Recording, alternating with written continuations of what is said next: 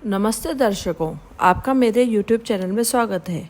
आज मैं आपको चतुर्थ भाव के बारे में बताने जा रही हूँ। कुंडली में चतुर्थ घर में काल पुरुष की राशि कर्क आती है, जिसका स्वामी चंद्रमा है।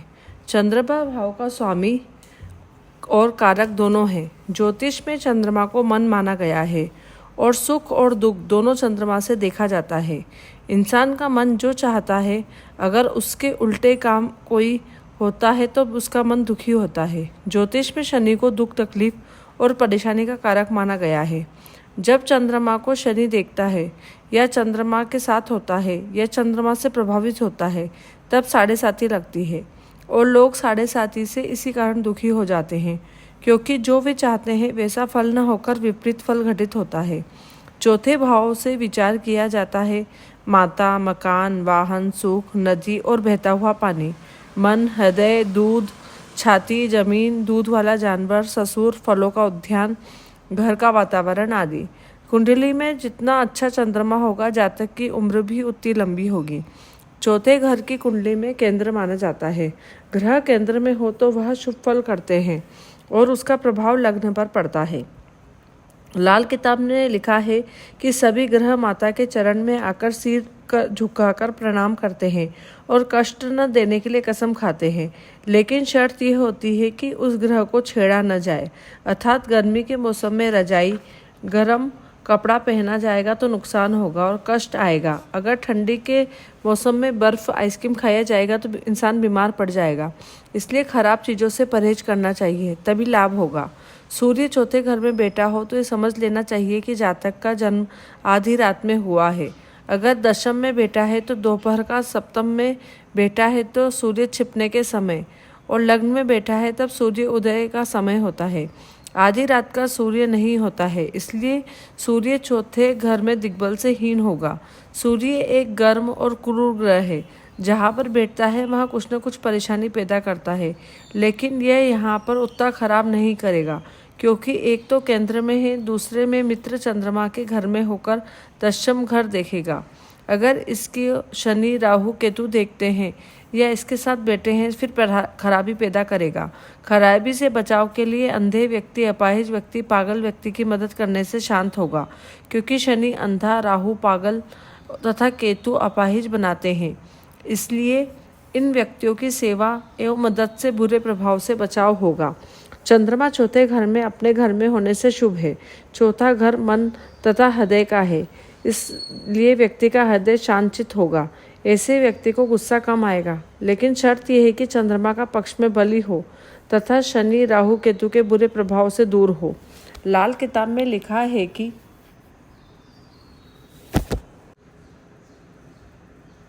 जिस कुंडली में चंद्रमा चौथे हो और गुरु दशम में हो, अगर ऐसा व्यक्ति साधु महात्मा को खाना खिलाए तो उन्हें दोष लगेगा कि विष दे दिया है। इसके पीछे तथ्य है कि मकर राशि में गुरु नीच का हो गया, इसलिए इसने नीच राशि के बुरे प्रभाव से बचने के लिए दूर रहने की सलाह दिया जाता है।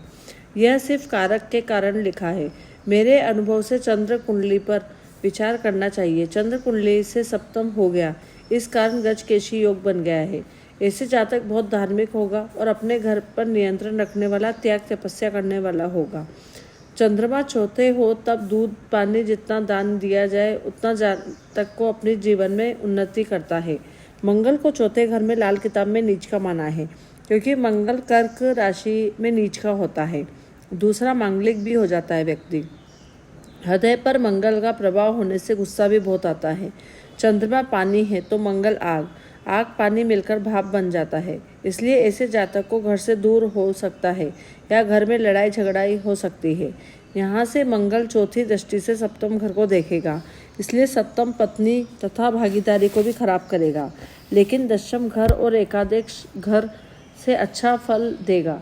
चतुर्थ में मंगल दिग्बलहीन होता है। मंगल भाई तथा जगह जमीन जायदाद का कारक है। अगर तीसरे घर में चंद्रमा बैठा है तो मंगल उतना खराब नहीं करेगा। अगर चंद्रमा भी पीड़ित है तब मंगल अच्छा नहीं होगा।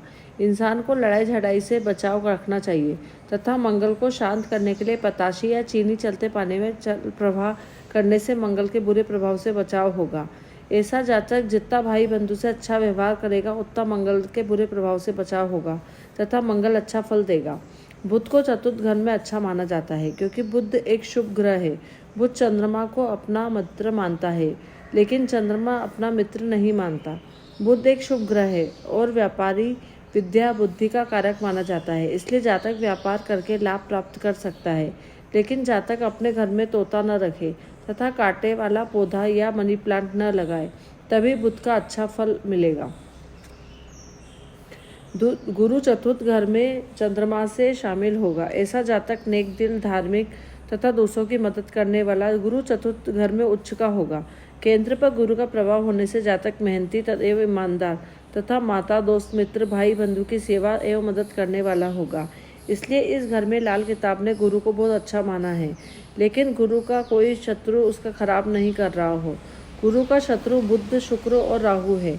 जो भी गुरु ग्रह पीड़ित करता है उसे दान पुण्य करके हटा देना चाहिए। ऐसे जातक को मीट, शराब, अंडा न खाए तथा ईर्ष्या से दूर रहे, तभी अच्छा फल मिलेगा।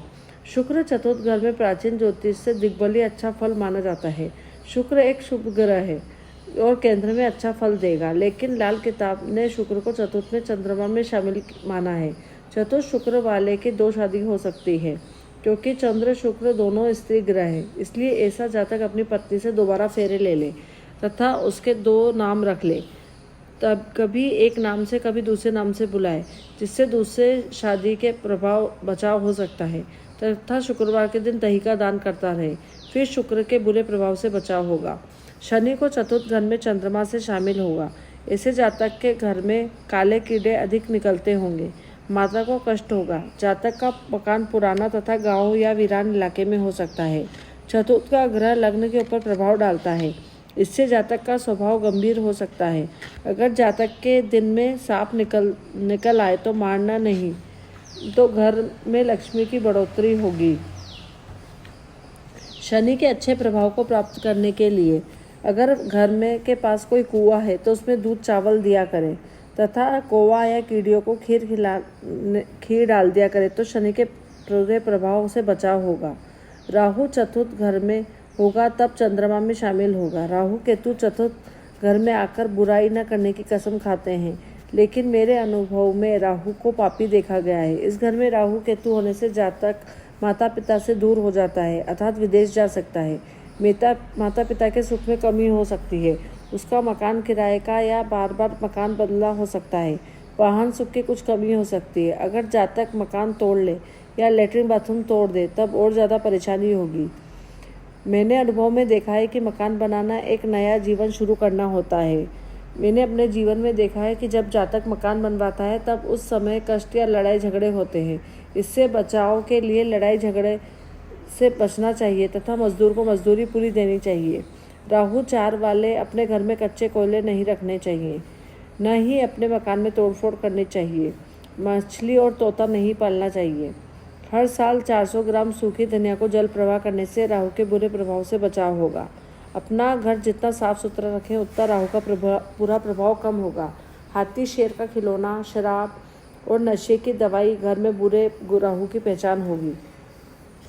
केतु चतुर्थ में होगा तब चंद्रमा से शामिल होगा। चंद्र पैतक ऋण का ग्रह बन जाता है। मैंने अनुभव में देखा है कि जिसका चंद्रमा 6ठे घर में हो उसका जीवन संघर्षमयी और परेशानी वाला है। उसकी पढ़ाई लिखाई में परेशानी आएगी, काम काज अच्छा नहीं चलेगा। चंद्रमा मन है और 6ठे घर में चंद्रमा के होने से मन में कहीं काम में मन नहीं लगता, क्योंकि 6ठा घर केतु का है। चंद्रमा केतु का शत्रु है, इसलिए सही काम करने से भटकाता है। ऐसा जातक सबसे पहले केतु का ऋण उतारे। चावल हर साल चलते पानी में जल प्रवाह करे। चावल 4 किलो हो तो बहुत अच्छा रहेगा। चावल जल प्रवाह करने से केतु के बुरे प्रभाव से बचाव होगा। लाल किताब में लिखा है कि सारे खानदान के से बराबर का पैसा लेकर चलते पानी में जल प्रवाह करें। आज के युग में ऐसा उपाय हो जिससे परोपकार हो या और उपाय भी हो सस्ता हो। चांदी जल प्रवाह से पानी शुद्ध होगा, लेकिन आम इंसान ये उपाय नहीं कर सकता, इसलिए चावल जल प्रवाह करके सब लोग कर सकते हैं। लाल किताब ने केतु को लड़का संतान का कारक माना है, इसलिए जिसकी कुंडली में केतु चतुर्थ में बैठा हो उसका लड़का संतान 36 साल या 48 साल की उम्र के बीच होगा, वह भी कुल पुरोहित के आशीर्वाद से। अपने कुल पुरोहित को अधिक से अधिक पीली चीज़ों का दान करते रहें। जब भी कुल पुरोहित के पास जाए, कंबल, केला, सोना, चने की दाल आदि सामान अवश्य ले जाएं। जितना अधिक दान दक्षिणा कुल पुरोहित को देगा, उसका आशीर्वाद प्राप्त होगा, तब वो केतु फल देगा। जब तक केतु का प्रभाव ठीक नहीं किया जाएगा, संतान सुख के लिए परेशानी होगी। ऐसा जातक विदेश जा सकता है, क्योंकि केतु चौथे में बैठने से माता पिता से दूर करवाता है। चाहे विदेश चला जाए या माता पिता से दूर होकर नौकरी या व्यापार करे। ये चौथे भाव के बारे में पूरी डिटेल से ये प्राचीन ज्योतिष लाल किताब एवं हस्तरेखा द्वारा ली गई है। धन्यवाद।